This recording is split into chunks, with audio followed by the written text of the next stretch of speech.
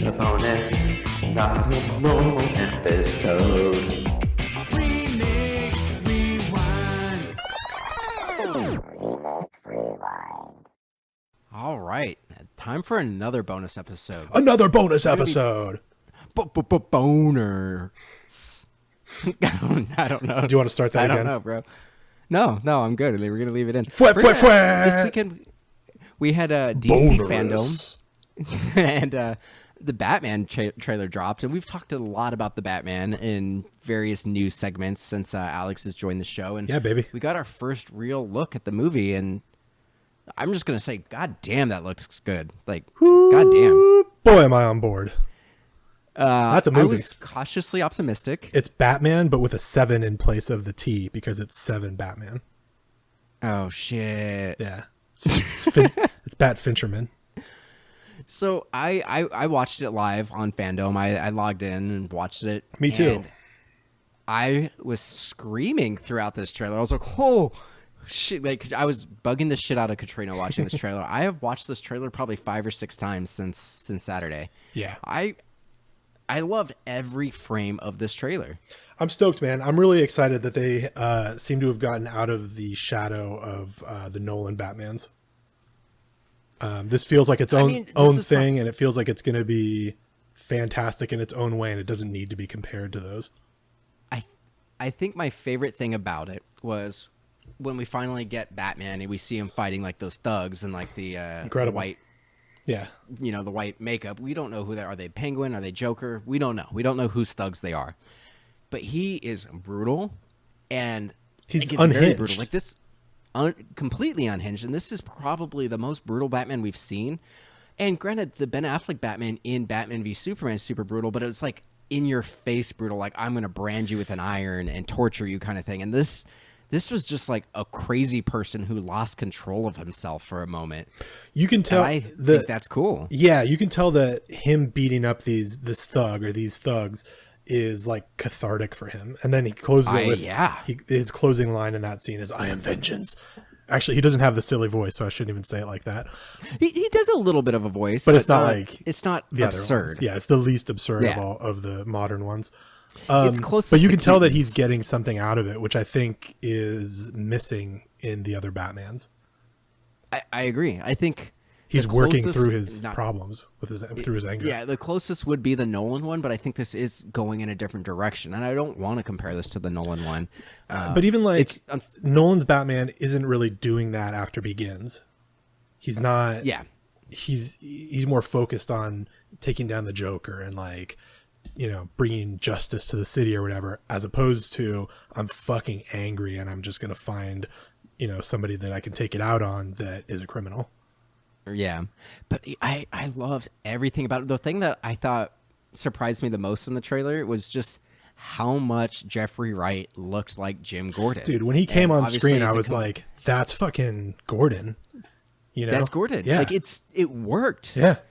And the Riddler, like, we don't know for sure like who the person with like the taped up face with the glasses are. We're led to believe that it's the Riddler. But if you watched FanDome, Matt Reeves mentioned that there's something else going on. I don't think that is the Riddler.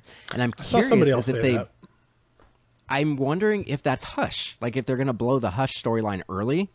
Because they meant, I don't know how familiar you are with the Batman comics or the character Hush, but I'm wondering because throughout this trailer they keep talking about the corruption in the city and that the Waynes are part of it. Like, Matt Reeves specifically said this Batman's coming to terms with the fact that his family was involved in some of the corruption in the city.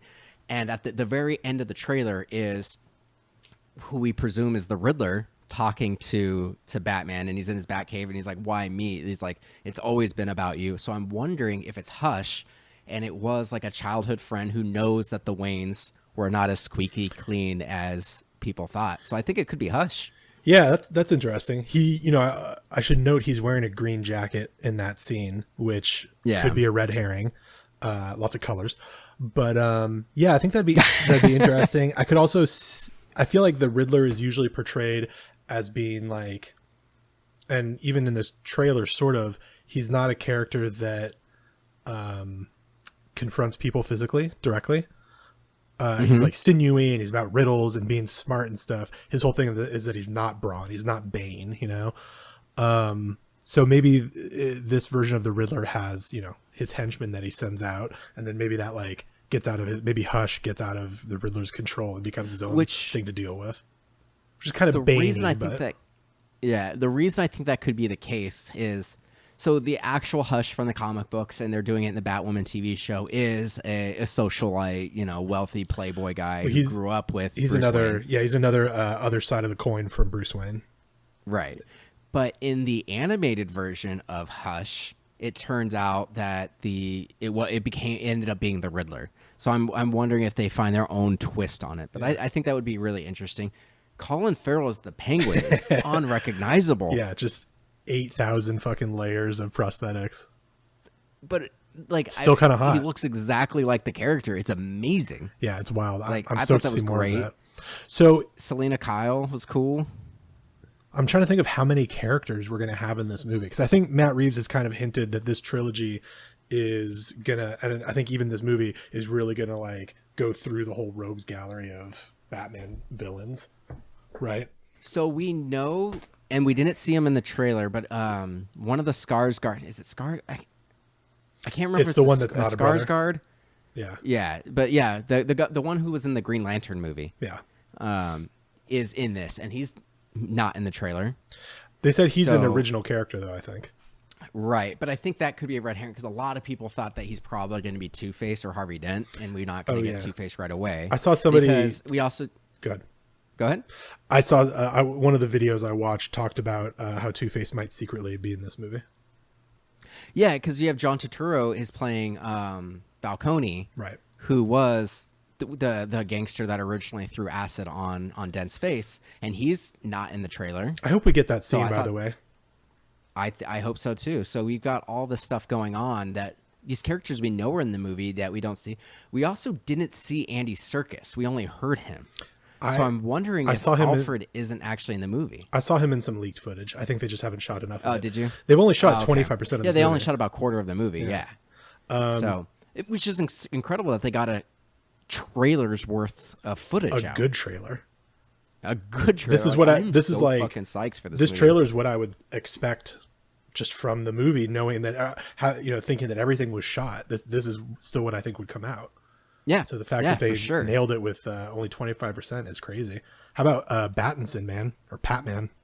You know, I was cautiously optimistic, and you know, we don't see a ton of him, but I really liked the dude. eyeshadow. Finally, I'm so glad that we have a shot so much sense of Batman with the eyeshadow and the mask off. It makes sense because they always have it in every other movie. They rip off the mask and it's just gone, and I like that. There's there's like a hilarious reverse shot in Batman Returns where he's wearing the mask and he has the black eyeliner and he takes it off. He's like, Selena, listen to me, and he doesn't have the eyeliner. It's like, dude, we just saw it. Come on. I know it's a Tim Burton movie and it's crazy, but it's ridiculous. But all of them do that. Every single Batman movie has a point where they take off their mask and you don't see it. So I like that he recognizes this thing, and I think a lot of people, when they saw that in the trailer, people were bummed that it wasn't going to have the white eyes or the white lenses.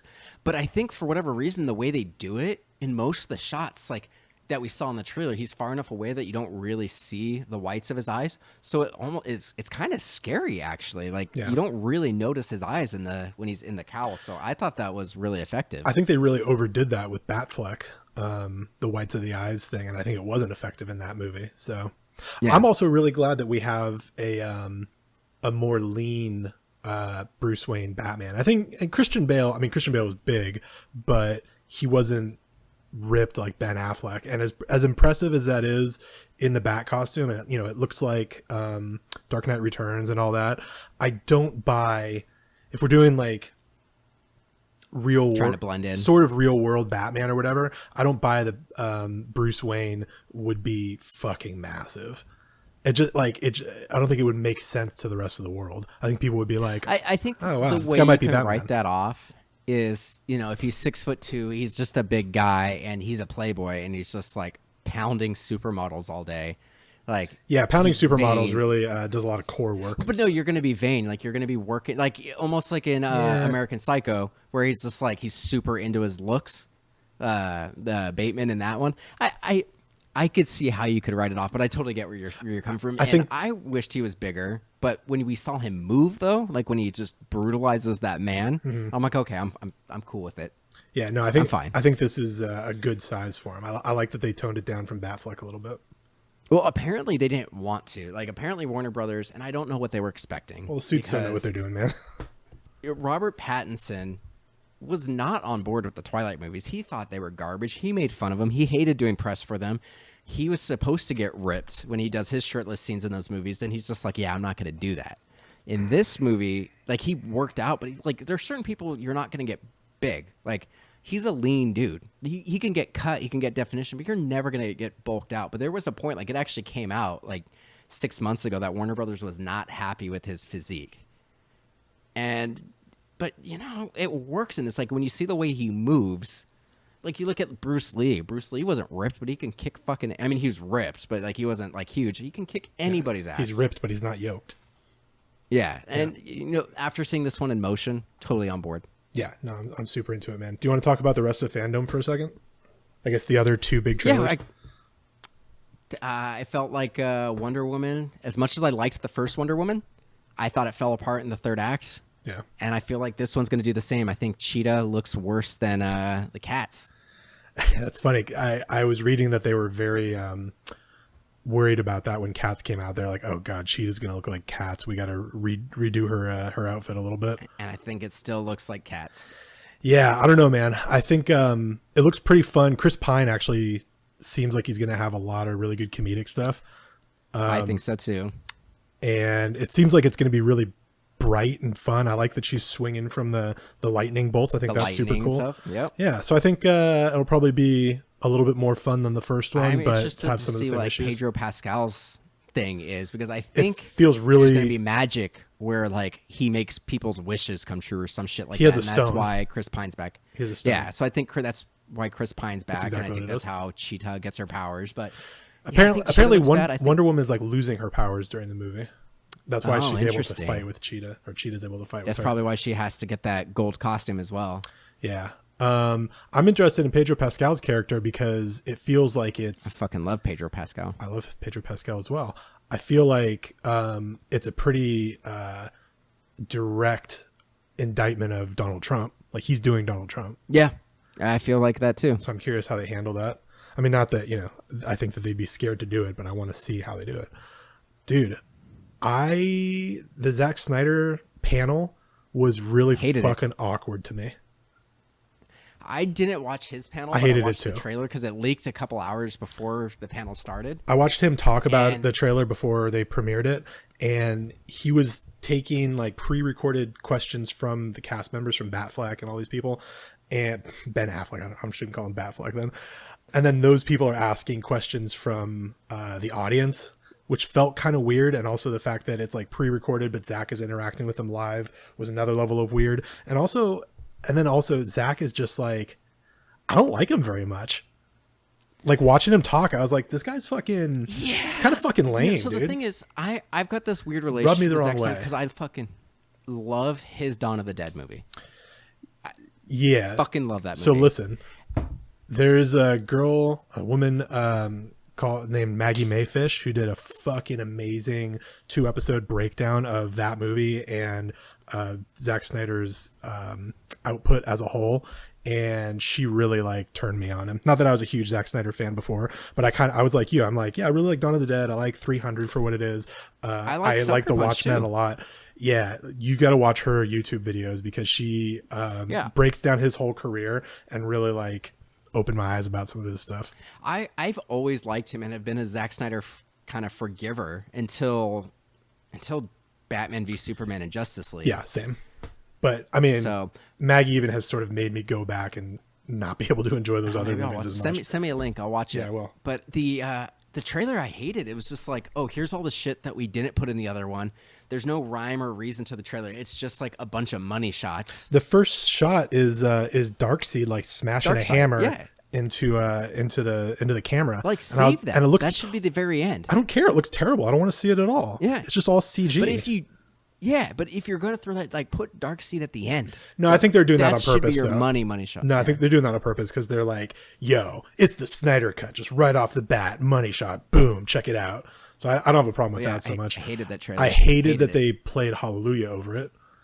That didn't bother me because that's now. Granted, he's used that song in other movies, but it's very obvious Superman is Jesus to Zack Snyder. I'm cool with it. It didn't fit the tone of like all the action scenes. I'm saying like they're reusing it and it's not effective. Yeah, and it was just a bunch of random shots. There was no coherent, like, you couldn't look at that and go, what is it movie? about? Now, granted, yeah, what is it about? Yeah. Like, I don't need the trailer that tells me the whole movie, but like, I kind of want to know a little bit, like, what's going on. Like, oh, this bad guy's coming to destroy the world. We need to get this MacGuffin. Cool. Got it. Yeah. On board. But like, this is just a bunch of random CG nightmare, and it made me even less excited to see it. And then now I'm finding out that we knew that it was going to be broken up into chunks, but 4 1-hour chunks just seems way worse than 3 1-hour chunks. Like, I thought it was going to be like, 3 90-minute things. I don't know, but like, just knowing that it's 4 segments is going to, I don't know. Yeah, I mean, I'm not excited to hate watch it because I know I'm going to. Yeah, I'm going to watch it.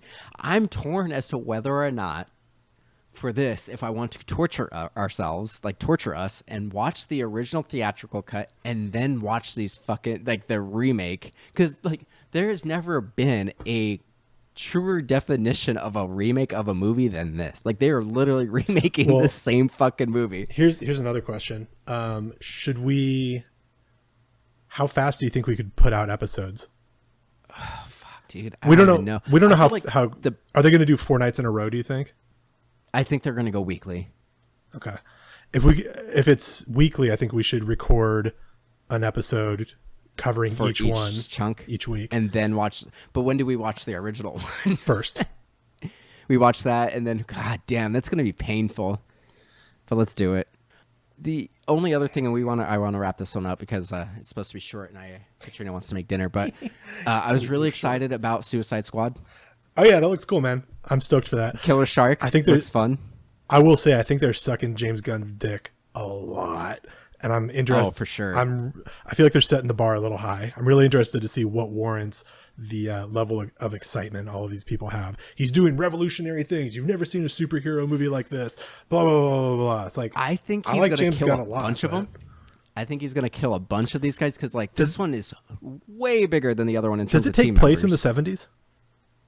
No, it's supposed to be like a sequel, like it's a soft reboot, but it's still in the universe from the original Suicide Squad. So it is a sequel, but it's also like a soft reboot. It's like Fast and Furious. It's canon, but it's also a soft reboot. A lot of the marketing, obviously the marketing is very 70s. They're trying to make it look like an exploitation movie, which I think is super cool. But it looked like there was like Vietnam scenes or something too. And I was like, oh wait, does this actually take place in modern day? I have no idea. Like, I have no idea, but James Gunn has done enough to buy my goodwill. Oh, 100%. The film. Yeah. I'm not saying that it's not going to be good. I think it'll be fantastic. I think I'll have a blast watching it. But that being said, the amount of like praise that they were heaping on him seemed excessive. I think they had to because of like his whole like he works for Marvel and he's going back to Marvel immediately after this. As soon as he's done with Suicide Squad, he's going to do Guardians 3. What a career, man. Yeah. It's crazy that that's like Star Wars level shit. Like just getting to play in so many sandboxes with so many characters like that. Well, the thing that's crazy is the most like he got fired from Marvel and then rehired, and I was like a big like forgiver of him because like before the first Guardians of the Galaxy movie even came out, like those tweets that got him in trouble came out, and he apologized for it. It was nonsense. Yeah, and I think that was always the plan, was to fire him and bring him back, but the fact that they fired him and DC was able to like take him and do this, I think is incredible. Yeah, I think that kind of hints at my big takeaway from FanDome, which is that I think DC is kind of getting its head on straight about its I think so. Its world building. Oh, we didn't talk about Flashpoint either. They didn't really cover it that much, but I think that's going to be not really. Yeah, I think that's going to be the movie Ben Affleck's coming back. Yeah, I think that's going to be the movie that really connects all of these things. Yeah, and makes it a different era for DC. I think it's super cool. And Keaton. Yep, that's gonna be fun. But I've never been excited for DC since Christopher Nolan. and I'm getting excited about DC again. Yeah, man. I want to see all those movies.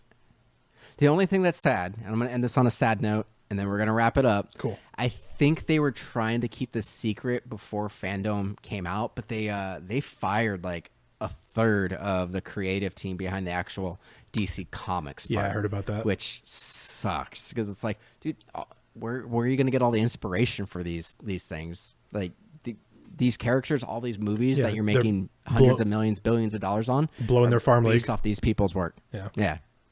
So that's a bummer. And also, Black Adam looks stupid. Oh yeah, whatever. Although I really liked Shazam, I loved the first Shazam movie, so it was fine. Whatever. But yeah, that was fun talking about FanDome. Yeah, man. All right, now we're gonna go for real. All right, where can our listeners find you? What are you doing on the social medias?